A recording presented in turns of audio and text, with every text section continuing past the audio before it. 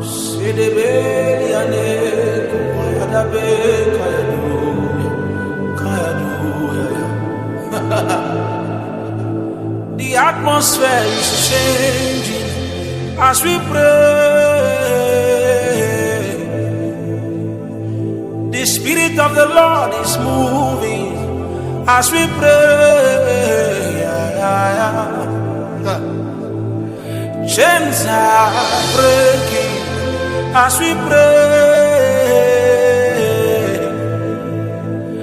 God Himself is moving as we pray.